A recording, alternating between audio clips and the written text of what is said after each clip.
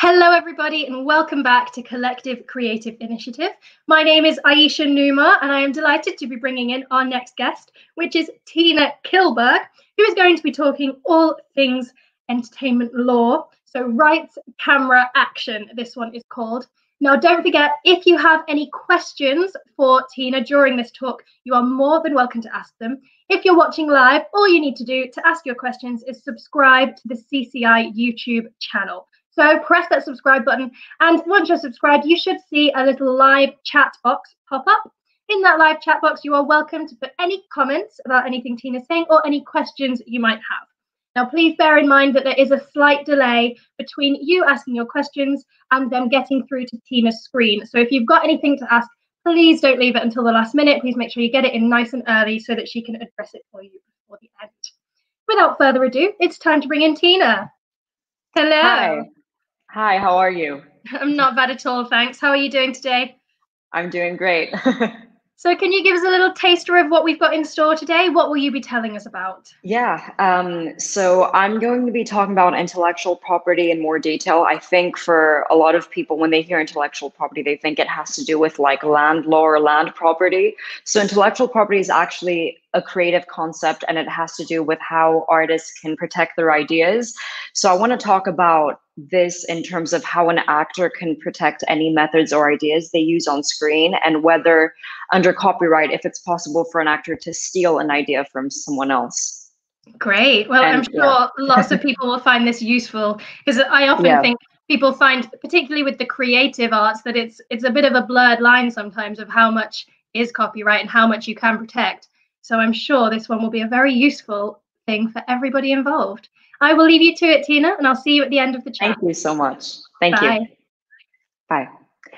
Okay, so the reason why I decided to name the session Rights, Camera, Action is mainly because I feel that 90% of your success has to do with your rights and the way you negotiate, your way into the business. And for a lot of people, it's a very complicated situation when it comes to actors, because usually if we look at intellectual property in terms of how we protect ideas, we often look at a musician protecting his songs or his lyrics, or in terms of a film, usually intellectual property is discussed in relation to the screenwriter or the director, because film is a visual medium. So we're usually dealing with serving the director's vision, and actors are kind of like puppets, which sounds terrible. So I think it's really important to discuss intellectual property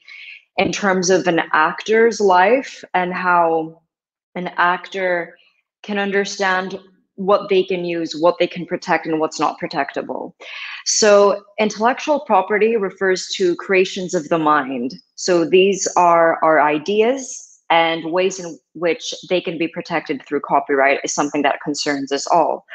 And in terms of acting, there's different types of ideas. So an idea could be a method or a technique that you use to motivate a character's goal. An idea could also be something that you come up with before an audition to enhance a character. So maybe you have a character who, is really sad, and you could look into what other actors have done in the past to portray sadness, or you could come up with your own technique to motivate your own sadness when you're performing.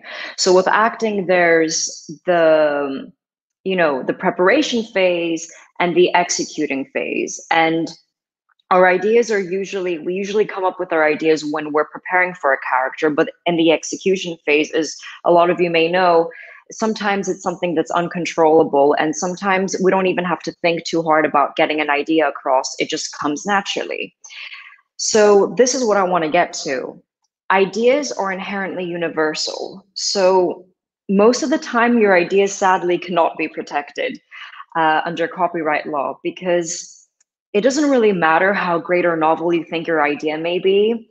Actors are constantly using methods or ideas that can help their performance on a screen that have been taken from other actors. And you may think that, you have come up with a great idea. And I think that's every actor's dream, to come up with an idea that helps them distinguish themselves from other actors. And in that way, they feel that every audition is an opportunity for them to convey their talent and an individuality, so they can then be remembered by casting directors. And most of the time, these methods, they may be methods that actors may have used or created on their own, or possibly have been taught to them by others.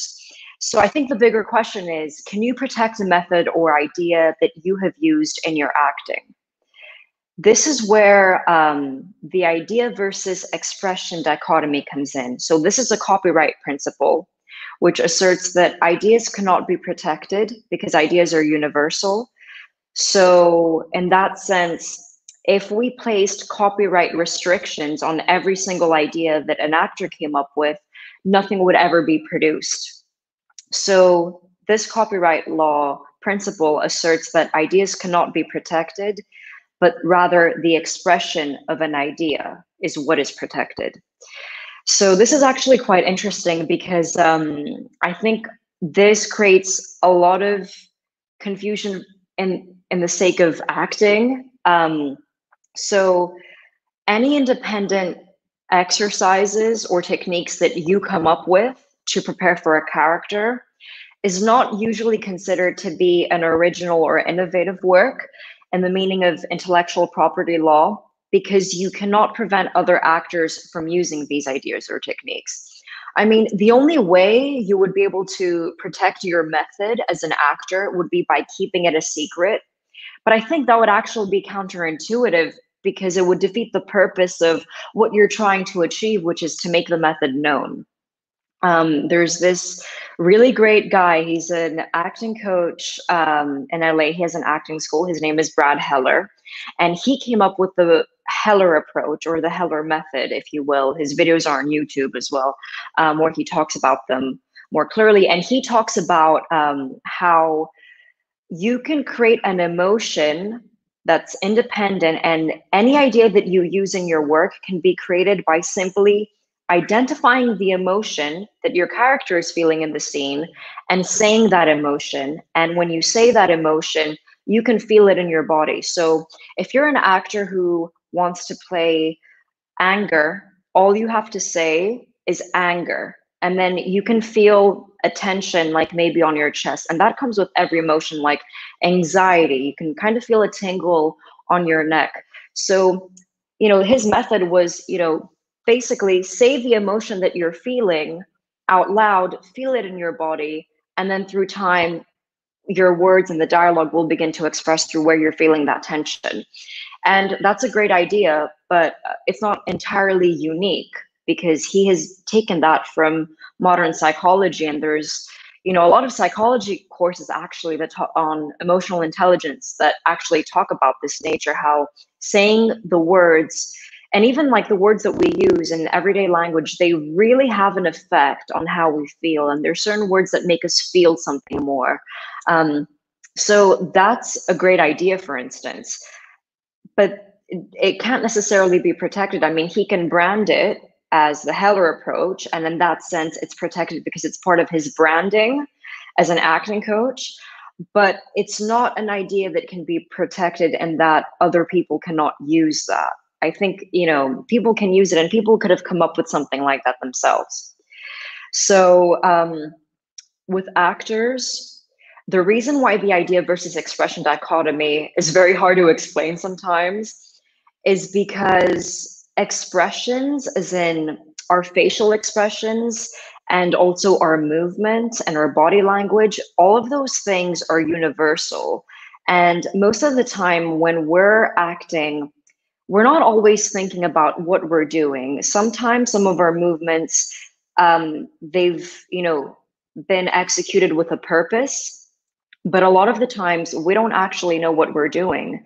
And that might be a good thing, actually, because we're not getting caught up in what I like to call actors' thoughts, which is what I'd like to talk about in a bit. So with expressions, so the idea versus expression dichotomy asserts that you can't protect the idea, but you can protect the expression of an idea. Now, in terms of acting, the only expression that is being protected is your service. So usually when you're signing a contract with the studio and you're working on a film, you sign a contract that includes a transfer of rights. So there's going to be a section in your contract which includes name and likeness. So that has to do with your voice, your image, your name. That is what is being protected by the production.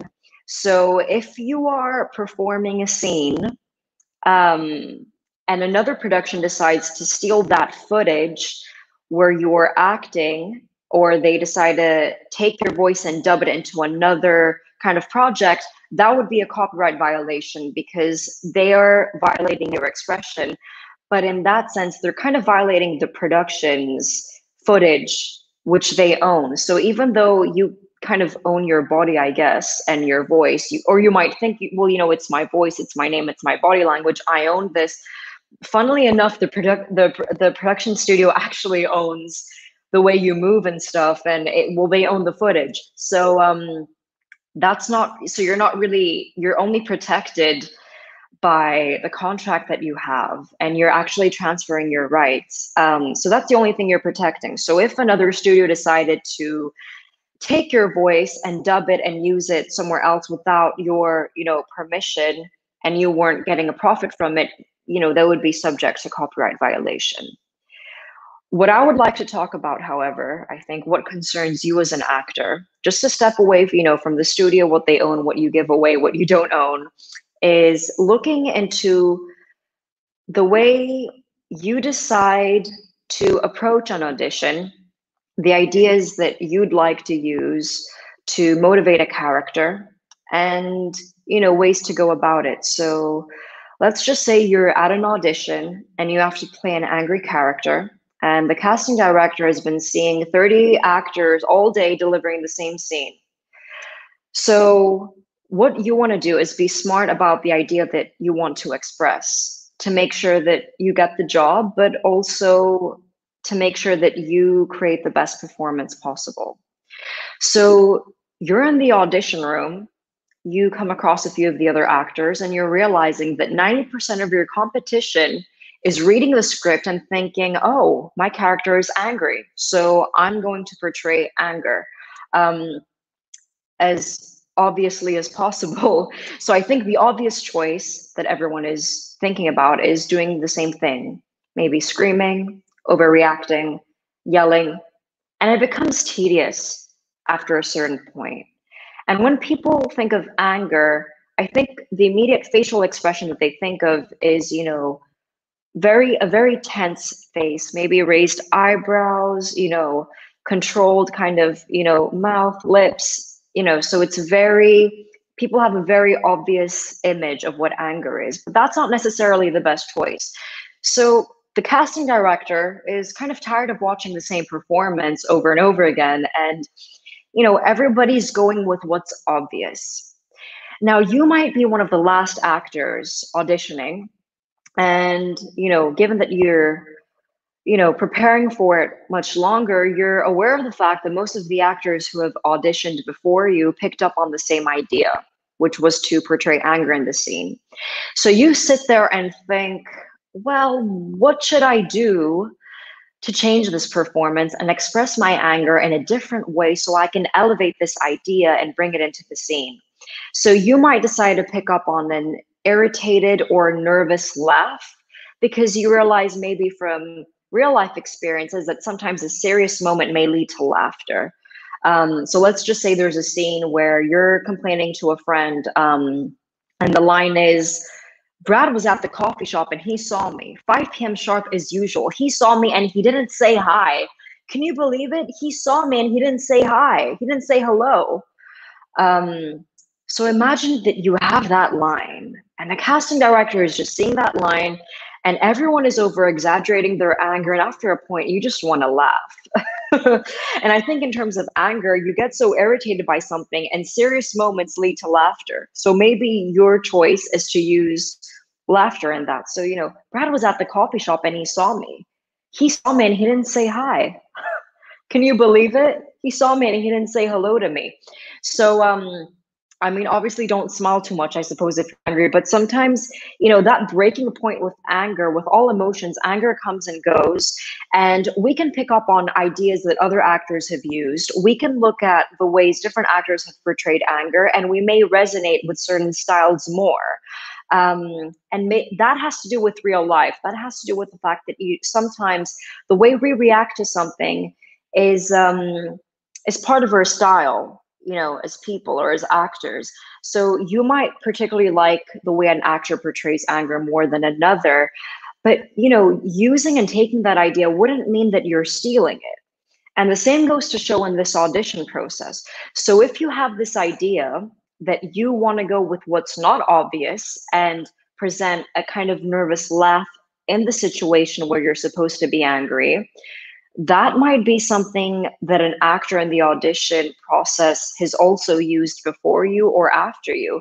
And it really doesn't matter. You know, a lot of people think that if you just protect your ideas, they won't get stolen. But you also hear stories where, you know, people have an idea and then they see another artist using it and they're like, oh, but they've stolen my idea because I came up with it first. But you haven't actually publicized your idea.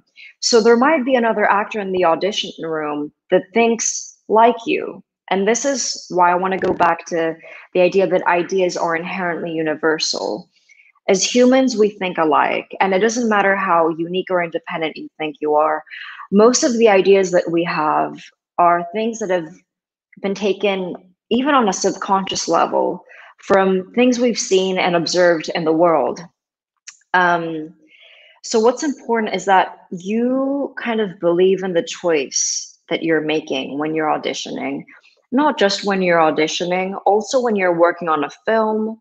It's kind of, you know, difficult sometimes because when you're working on something for the first time, you don't really, you're the only actor that's creating it. So sometimes we might be watching films and we might be thinking, oh, I could have handled that scene so much better than this actor. I mean, this actor was fine, but that's not such great acting. I could have done a better job.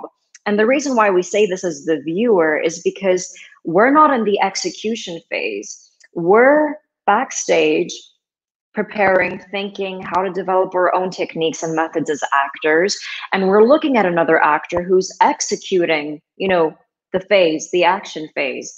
So it's easy for us to, you know, sit back and judge and say, I could have portrayed this better. But when it comes to actually being in front of a camera, you never know what's, you know, bound to happen. You never know how things go. So sometimes it's best when we're not so caught up in our head with ideas.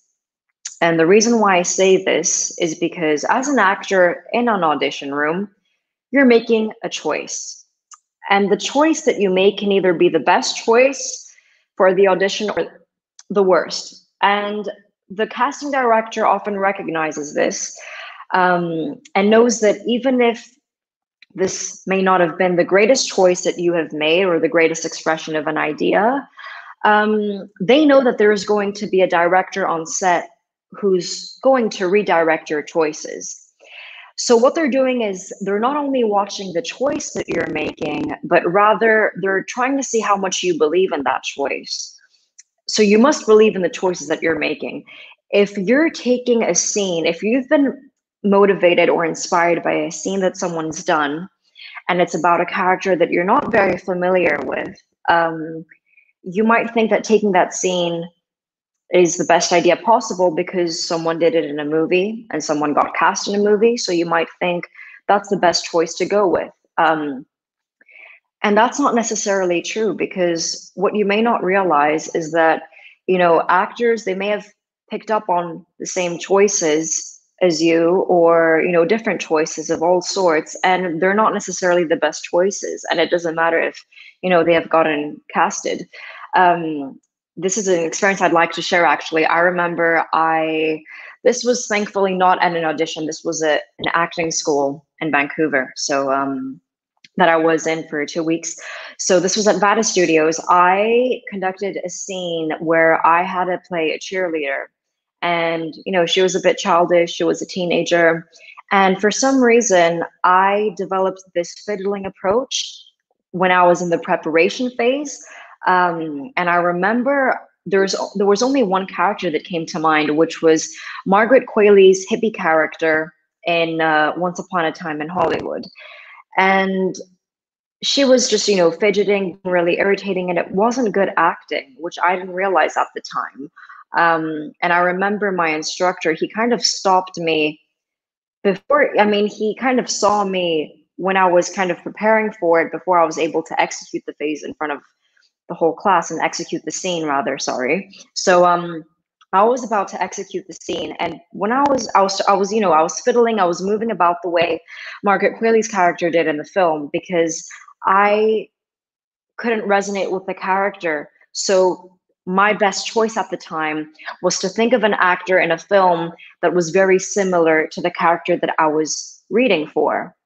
So my instructor immediately stopped me. I wasn't even in the phase of performing, and he said, "Don't do that. You can do that after. You can do that after. Just don't do that for now. You can do that later on, but try to go with something else." So he was trying to redirect my choice, and it made me realize that we shouldn't give so much power to actors on film, because you might think that because you're watching the final product, that the actor was the best choice for that character, but that's not always the case. And, in this situation with Margaret Qualley, nepotism talks louder than everything else. So I guess for her, she was, very lucky in terms of her networks and connections, but that also goes to show that she wasn't necessarily the best choice possible for that situation. But even if I didn't come up with, stealing that idea or taking that choice that another actor has made, I could have come up with that myself, because we can't protect our movement through copyright. And our body language and our gestures, they're universal. And there's no such thing as an actor being able to protect their movements. You can protect a catchphrase, I suppose. What a lot of actors like to do is they like to protect their catchphrases, and that's their brand. And that's where intellectual property comes into play. People like to come up with a unique idea that they can protect.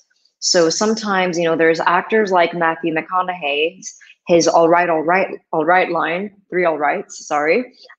So he came up with that. I think the first time he used that was in a 90s hippies film called Dazed and Confused, and he started using it ever since, and it's just become part of his package branding. And I think he's used that in The Wolf of Wall Street and all the films that he's done before and after that, and that's great. But even then, I think he was just lucky enough that he made the phrase famous. But all right is such a common phrase. I mean, you could have a conversation with someone and want to end the discussion because you don't want to reach a compromise because you disagree with them, and you decide to say, what, all right. It just happens. It's part of our dialogue. That occurs. Anyone could have come up with that. However, Matthew McConaughey is now a public figure, and that's part of his branding.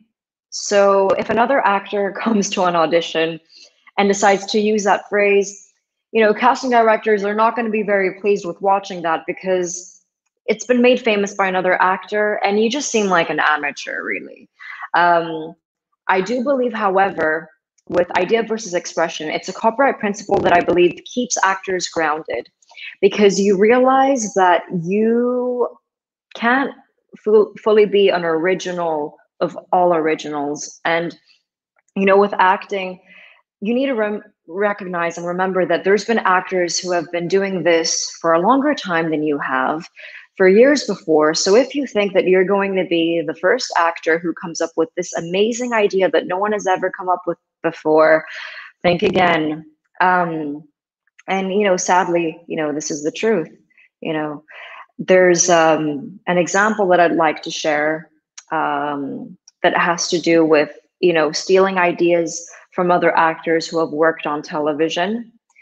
So my instructor, I had a great instructor at Vada Studios in Vancouver. Took an on-camera acting class with him, on-camera acting. It was an intensive course, and it's probably the greatest course I've ever done, actually, because I I don't come from a, film degree or, acting background. So it was a 2-week course, and I think it was the best thing for film actors. And in one of these sessions, my instructor, Simon Longmore, he talked about an actor that he saw in a French film, and he really loved the idea that the actor used in the film to convey anger, and he wanted to basically use it in a future film of his own. So in this French film, he told us that there was an actor who was in the kitchen and he used an alcoholic beverage of some sort. I think it was either a champagne bottle or a beer bottle. I wasn't quite sure. I can't remember, but basically what this actor did, he was talking to another character and he was very angry. And he decided to use the alcoholic beverage as part of his action to convey his anger, which was actually a really smart idea. And I think my instructor was really, fascinated by this idea because it was very unique in that he didn't go with the obvious choice of just showing his anger with his, face and his expressions. He decided to use, and he was just kind of like, he slowed down on his dialogue and he was kind of being really tense while using the alcoholic beverage just to show that, he was really angry. So if Simon Longmore wanted to, recreate that scene and use it, he would be able to. And he wouldn't be violating any copyright protection or intellectual property of the other actor for that matter, or the film production, because body language and mannerisms cannot be protected. And if we place copyright protection over every single movement that an actor adopts or uses, nothing would ever be produced. Nothing would ever get produced. And the same goes to show with, maybe there's a scene where there's a woman walking towards the beach and the camera's filming her from behind, and a director sees that from another film and he decides to recreate it and film footage of a character, a woman or a man, from behind, and show the view and show them from behind and show the landscape. That's a very general kind of idea. I don't think you would be able to protect that. And the reason being is because even with this example, and even with the real life example with Simon Longmore, who really liked the idea of using an alcoholic beverage to convey his anger, you can't really protect these ideas, because if you were never familiar with that image to begin with and you were never exposed to it, you could have come up with it on your own. And I think this is the biggest lesson that's very hard for most artists to accept, because we usually enter this industry as a creative and we feel that our creative mind comes up with so many great ideas, and we just want to look for the opportunity where we can execute that idea and become better. And the truth of the matter is, it doesn't really matter how great you think you are and how unique you think your ideas may be. It's very hard to protect most of the ideas that you have. And most of the time, we have been influenced by history and by things we've seen in the past. And the thing with film, it's a medium that keeps recreating itself. And the reason why we can't protect ideas so much is because if we place so much copyright protection, new actors won't be able to take things from other actors, and it just, it wouldn't make sense, and it would actually violate our freedom to expression, because we wouldn't be able to, kind of produce something new and create and work. And the purpose of the film industry is to make sure that many people are thriving. So I want to go back to the audition process. I think the audition process is very important, mainly because it's the only opportunity for you to kind of express what you feel is rightfully yours, because after that, you get into the phase of the distribution deals where, there's a clear documentation of the production studio's ownership over your work. And, so they carry the legal rights over intellectual property matters. And they have the right to include or remove scenes that you were in, or dub scenes, or re-edit them in a way which is agreeable to censorship requirements. And it's only your services that are being protected.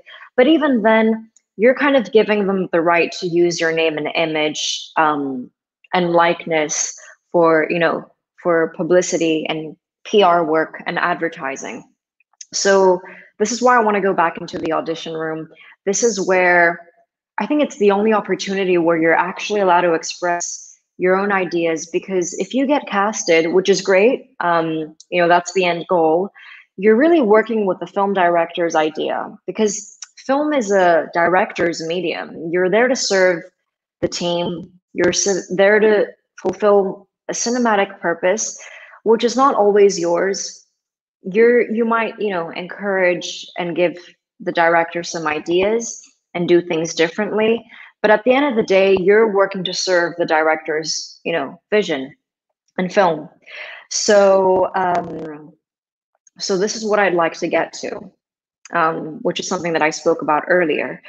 It's very important to believe in the choices that you make as an actor, and it's important to stick to those choices. And the reason why I mentioned actors' thoughts earlier is because a lot of the time when we're in an audition room, we're not always thinking about the character, and we're not acting on a subconscious, natural level. And this is where things become difficult. So if you're worried about whether you're central on the team arc, or whether you're, a bit, slide out of line, when you're occupied with whether you're not in the right position, you get anxious, you get worried, you start thinking about how you're moving as an actor, and that actually doesn't help you work. And sometimes you're not so much focusing maybe on the execution phase and how you express things, but you're more worried about the dialogue and getting your lines right. You should learn your lines. I think it's great if you can, but 90% of your success in the audition room, which guarantees that you'll get a callback, isn't based on remembering your lines. It's looking at the reader and communicating with the reader, because what they're trying to see is how well you can connect to the other character. And acting is about playing your relationship to the other character. It's not about, line learning. It's about action. So this is where you should use your ideas to your advantage. And I think the more creative that you can be with how you want to show your, emotions and express them, I think coming up with that actually really protects you from getting too far stuck in your head with actors' thoughts. Because if you're constantly thinking about, if you're acting and in the present moment of acting, you're not present, because in your head, you're like, oh, I said that came off a little strange. That word that I said, it came off a little strange. Or maybe you said something wrong, or the way the way your voice kind of said something and didn't come out right. If you're too nervous and occupied with all of that, you're not in the moment. And you're not really thinking about your method. And this is why methods exist. They're there to help an actor during the preparation phase. So in the execution phase, it all comes in a kind of beautiful, natural way. And that's what, that's what you're working for. And you're believing in the choices that you're making. I think it's good to take ideas from other actors from time to time, whether they're people you have worked with in acting classes, or whether they're actors that you've seen on film. But at the same time, I think it's very important not to give too much power to other actors.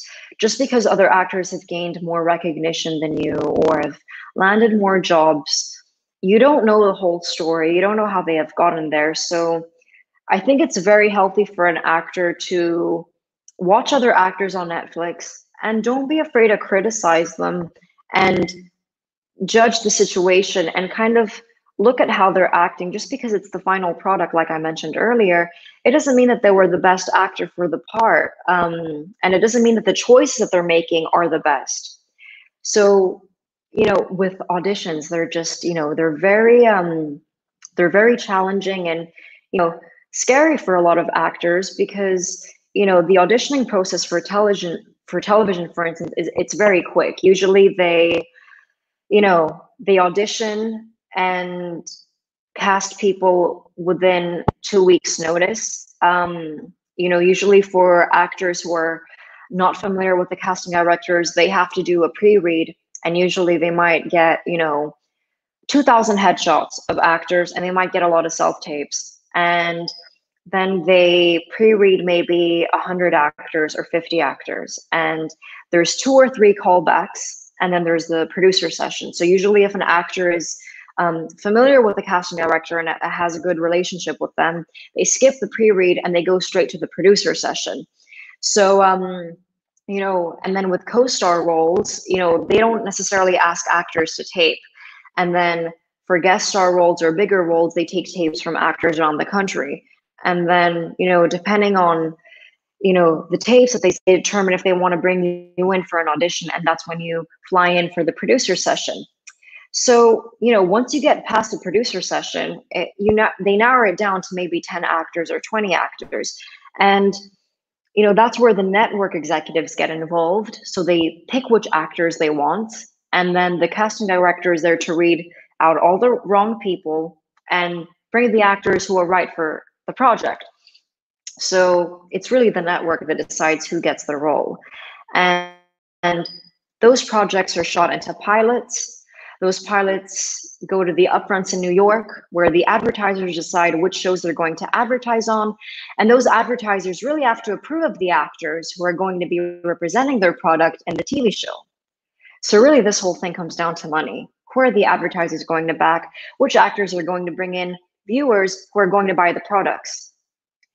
So the audition is not always about you. You could have done a great job, but maybe they picked up another actor because they were more marketable. So they knew that this actor would attract a bigger audience. The audition is really the only phase where you are able to bring out the best out of your own ideas and really believe in the choices that you're making. If you get too caught up into who the casting director chooses, whether they're better than you or not, I actually came up with something which I think is something that should really help actors. I came up with I didn't come up with it. What I decided to do was look at different auditions that actors who didn't get the character's final role, and then compare that with the final actor who got the audition. And I started encouraging a lot of actors to pick up on this. So I started telling people, what you should do? Just watch different auditions that different actors have done for a particular job role and see who took it, but also see the people that didn't do it. And there was this amazing audition that I came across on YouTube, and Emilia Clarke was one of the women who were auditioning for this part, and she didn't get it. And it actually shocked me because her audition was 10 times better than the final actress who got the part. And so it's something that you shouldn't take personally. And if you get too caught up in your head on a method that another actor they've taken from you, and you think they got the job because they stole an idea from you, that's not really the case. I've heard stories where producers, they didn't want to hire an actor on because it reminded them of their wife who they're divorcing. I've actually had a producer tell me this about a colleague, and I thought they were joking at the first time. I thought the producer was joking when he first told me, but it's the case. And sometimes they don't want to hire you because you might be more good looking than the lead. And this is actually that happens. Casting directors are usually very vocal about this with agents. So agents like to, get back to casting directors and ask them how they were. And this gives the casting director an idea of what fits their actor client better. And it helps them kind of encourage their actor client to maybe take up a different step, use a different method when they're acting, build on, their craft more. And, maybe there is a common type of idea or expression that an actor often used in auditions, which didn't work. And that's an opportunity for the agent to, get back to the casting director and talk to them a little more about it and find ways to, help their actor client, get casted essentially. So I remember I was at a casting director workshop with LA casting director Paul Weber, who was, absolutely fantastic. And this is something that happens. So casting directors, they might really like an actor, but they don't get a call back. And if you don't get it, you just don't get it. But if the casting director likes you and believes in you, be guaranteed that they'll bring you back for something you're good for. And one day you'll get the job. So he talked to us about Ryan Reynolds. So he's originally from Vancouver, and he flew to LA a lot for a lot of auditions, a lot of callbacks, and there were a lot of rejections.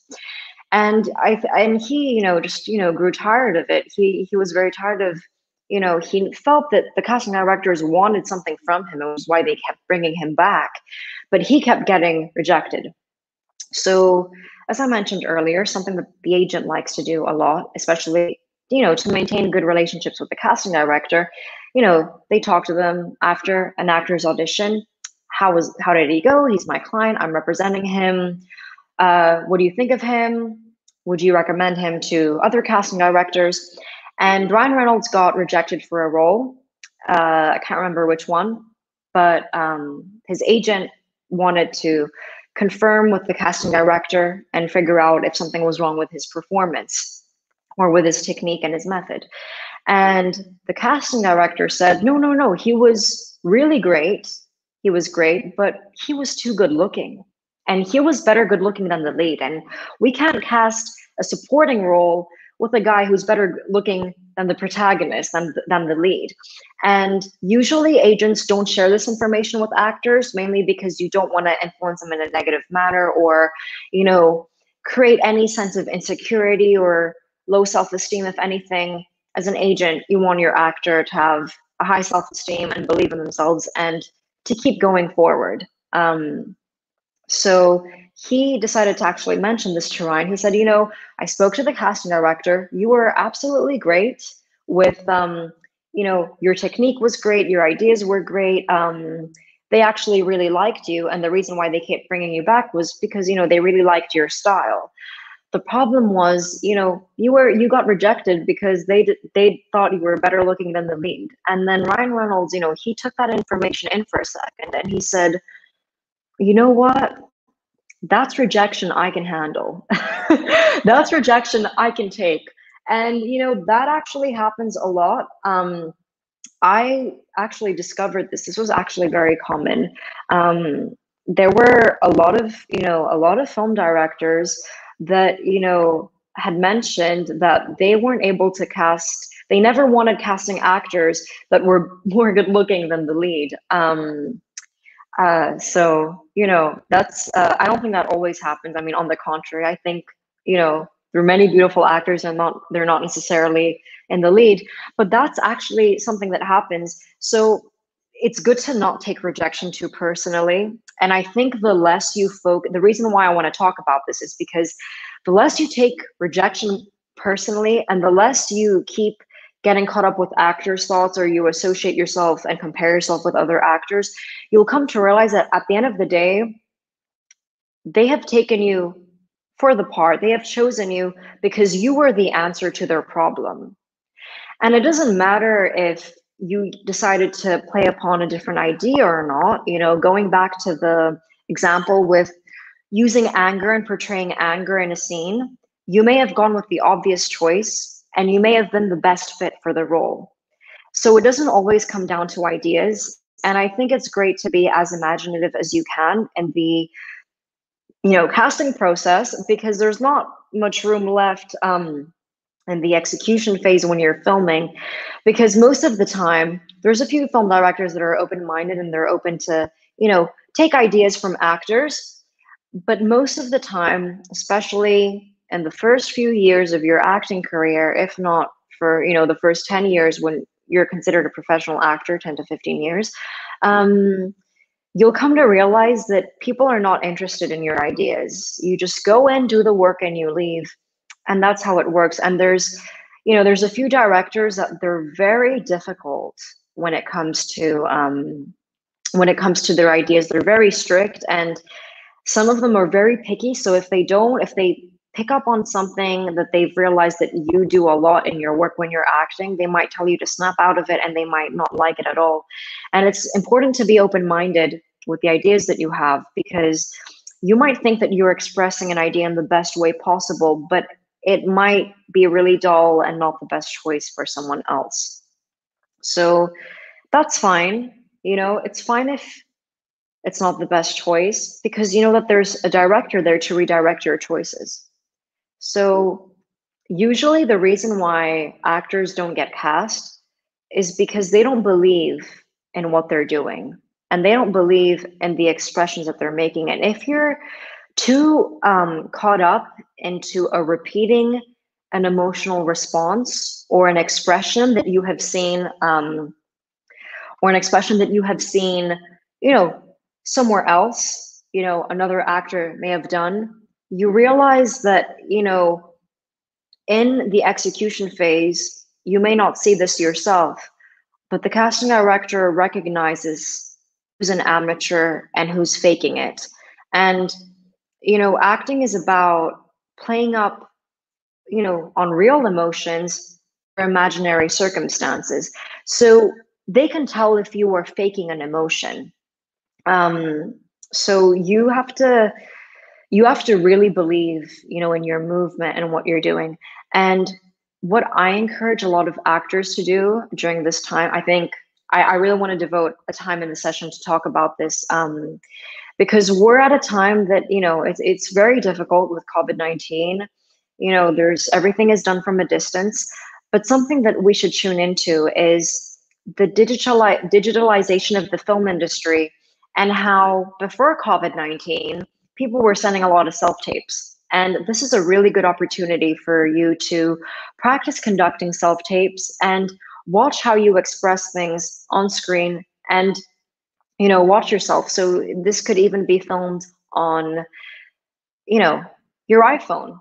You could film things on your iPhone, and that could, and you could watch yourself and watch yourself tapes and see what you're doing right, or not. Because when we get caught up with actors' thoughts, and we're not really present in the scene, and we're taking something and we're expressing it from a standpoint that we've seen elsewhere, and we're not completely true to ourselves and the choices that we make, that is seen on camera. The camera doesn't lie, and they can see that. So something that I encourage a lot of actors to do now especially is take advantage of this time where you're working from home, and conduct a lot of self-tapes, and take, there's so many free monologues online.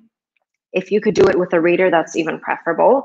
And build on the skill of conducting many self-tapes, and play around with different techniques and emotions that you could use for a particular character. Because I guarantee you that if you play a particular monologue in your head, and you have all these different ideas, and then you play it out, and then you play out several times, and you use different methods, according to your emotional kind of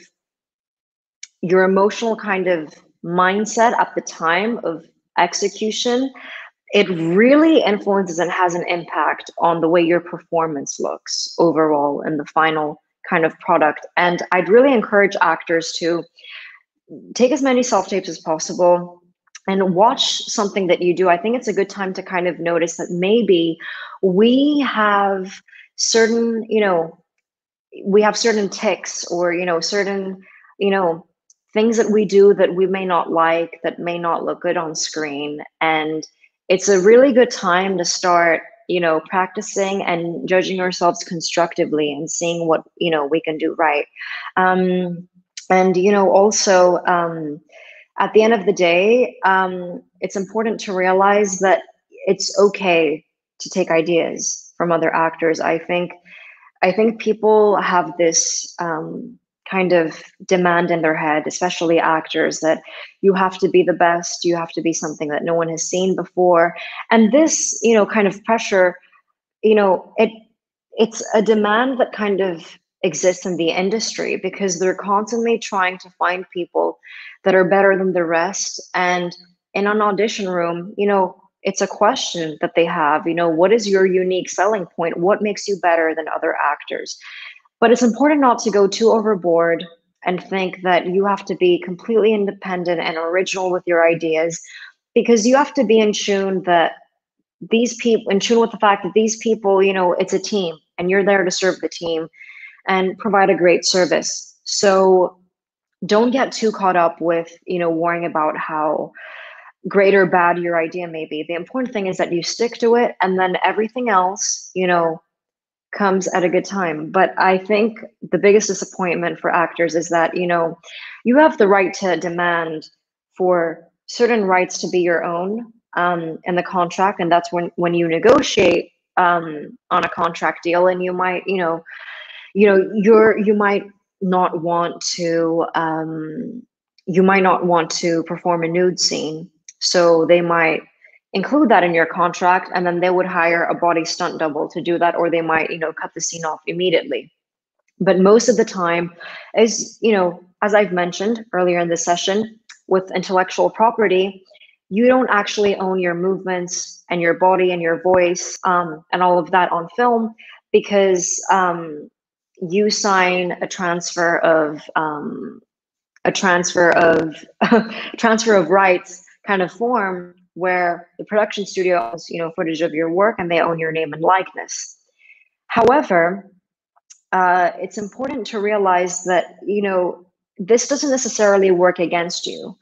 And the production company is there to actually protect your services. And what you should be interested in, most of all, is your services, rather than whether an actor takes an idea from you and performs better. Because a lot of the time, what we don't realize is that the less we think about our movements and our expression, the more we do a better job in expressing things that we don't actually think about in our head, because we're not so busy thinking about what we should be doing, and we're just acting. And acting is about action. Essentially, it's about how you move, and the more subconscious you are with how you present things in the moment and the execution phase, the better the performance will be.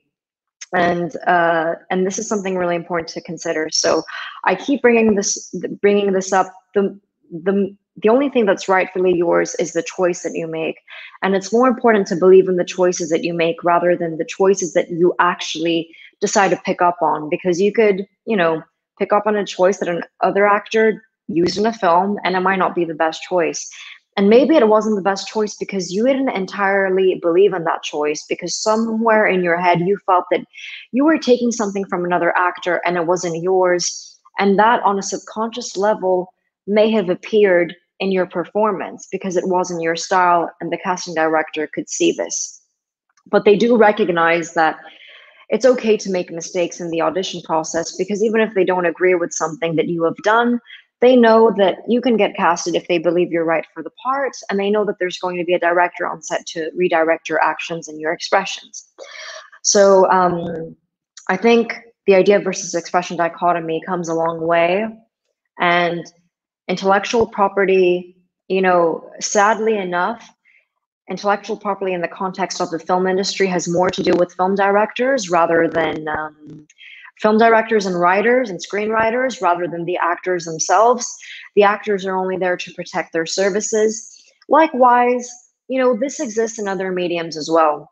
So, even with photographers, with headshot photographers, they can't protect a pose.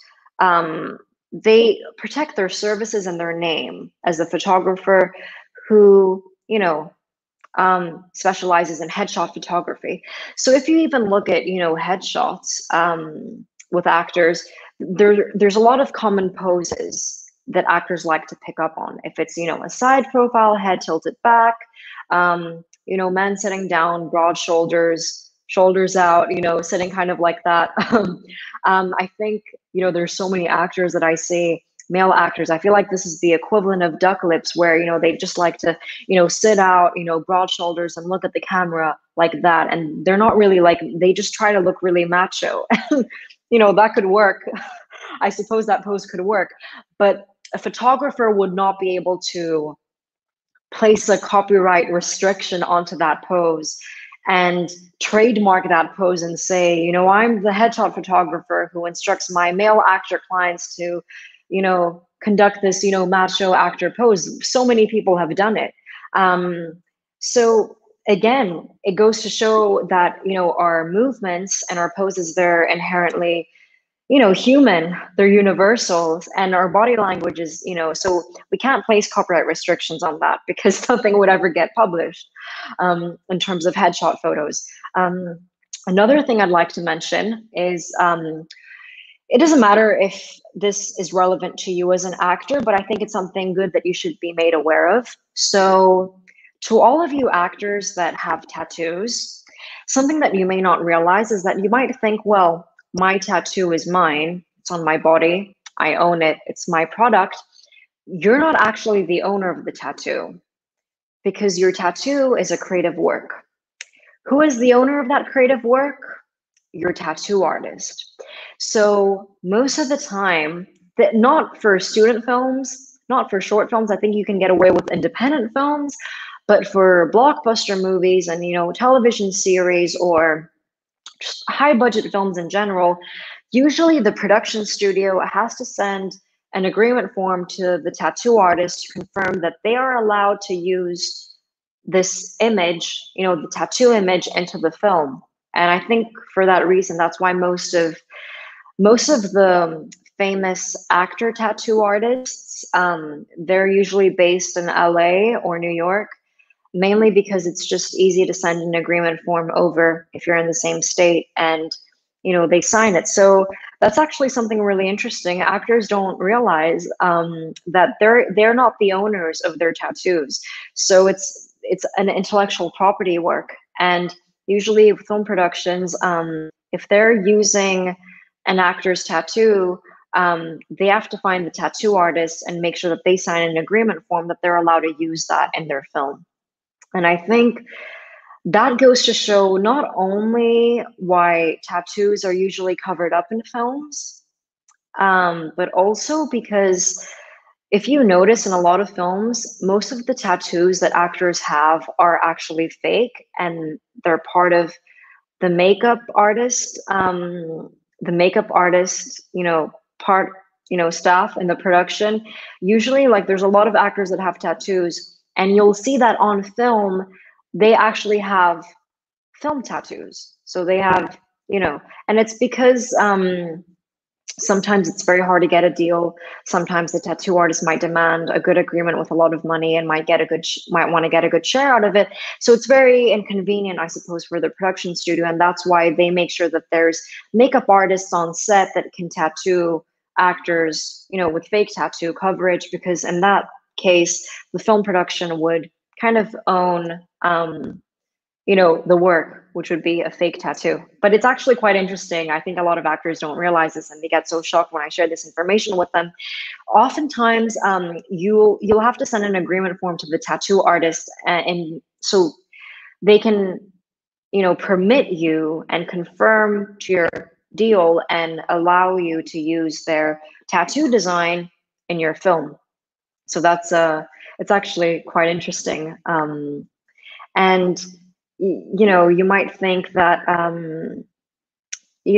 I think this is the main thing with intellectual property. You might think that you are the owner of so many things. You might think that you are very inventive, and even with tattoos, you might think you have a unique selling point to share, and that might be part of your branding. And maybe you're a character actor, like Ruby Rose. I'm not sure what her contract deal is, because I think that's part of her package, her tattoos, it's part of her branding, and she's a character actor, and she's also a model. So I think that's part of her public branding in general. But for most actors, it'd be interesting to see how much they realize that most of their branding is not a product of their own, and it's fine. it's fine. But I think the most important thing for actors is, to take a step back, acknowledge your ideas, feel free to share them, but know your place and know when the right time is for you to share those ideas, because you might come up with an idea and the way you express it may be entirely different. And that's why there's no copyright restrictions on ideas in terms of intellectual property, because the idea, in itself, creation of the mind, which is essentially the definition of intellectual property, we can't say that they're entirely unique, because we've been influenced by our environment, by people around us, by psychology, by human behavior. And most of the time, we don't even realize, what we're doing and how we're moving. So it would just not be very, great. It would actually be very counterintuitive to place copyright restrictions on, every single thing that we do. And I think this is the main thing I want actors to take from today. I want actors to realize that, you might have a really great idea and you might think that you have mastered every single emotion and you know how to execute everything perfectly. But the truth of the matter is we're using our body and our movement or body language or expression, and even facial expressions, they can't be trademarked. I'm sure there's different ways. I mean, that's what you should be focusing on, different ways to express anger, different ways to express sadness, different ways to express joy or fear. But at the end of the day, if we watch actors, we can essentially detect what human emotion exists when we look at an expression. So it's really important to be in tune with be in tune and aware of what's around you, and be open-minded enough to understand that, if you think you have the greatest technique or greatest method to help you get in character, is it really that great of an idea for you to keep it a secret? Because I think for most people it's counterintuitive, and the reason why most acting studios exist, and why acting coaches and teachers and actors who open up their own film studios, the reason why they lead classes and run a studio is because they want to make their methods known and they want to help other actors. And the truth of the matter is, it doesn't matter how long you've been in this business, you're always bound to learn. And the moment you think you've learned everything and you've stopped learning, that's when you stop growing as an actor. Acting, coaches and classes, they can take ideas or approaches from other actors who are new and started working in the industry. So I think it's very important to really stick to your methods and your techniques and believe in them, but be open-minded enough to realize that you may not be the first person that came up with it, and you may not be the last person either. I think that's really important. So I think for most people, this may have been a disappointment in terms of, your rights. I think with actors, it comes at an obvious kind of place that, most of our rights are usually transferred to the film studio, and that's why we sign the contract. So, they're in charge of our voice and our image and our name and how that's marketed. And sometimes when you get too caught up into this world of how everything works, you get terrified and you think, well, is there really a place for me? Because I feel that everything is out of my control. And the reason why I mentioned the process of auditioning, with advertisers and studio executives and, for film and when they get into play, is because, they may have control over who gets casted. And you might think that it doesn't matter what you do and what ideas you use. You may feel that, they're not good enough and they may not be recognized. But the most important thing is that you believe in your methods and you believe in the choices that you make in the audition room. And that is 90% of your success. Learn your dialogue, have a moment before, a moment after, be familiar with the script, make sure there's good eye contact with the reader. 90% of your success is not based on looking down on the script, most actors, the mistake that most of them do is that they're constantly thinking about how they should be moving and how they should be expressing something. And that leads to them looking at the script, and 99% of their audition is them looking at the script and 1% looking at the reader, when really it should be the opposite. It should be 90% looking at the reader, glancing at the script, and really expressing. And the less caught up you get into your head over how you're doing things, the easier it is for you to do a better job in terms of expression. And in that sense, if someone wants to redirect your choice in terms of how you express an idea, it becomes a lot easier because you're not stuck in your head. You're doing something subconsciously. And when you don't realize it, if someone then instructs you to do it differently, you're like, oh, okay, I can do that. So that's about it. Hi, thank you for coming back. I'm so sorry for interrupting. We just have run a little bit over. That's all right. So we're just going to say that's thank all right. you so We've much. Actually finished. Yeah. Okay, thank great. you so much. Yeah. Well, thank you so much for coming on today, Tina. I'm sure everybody who's watching found it very informative. If they are interested in your work as a contract negotiator, how would they get in touch about that?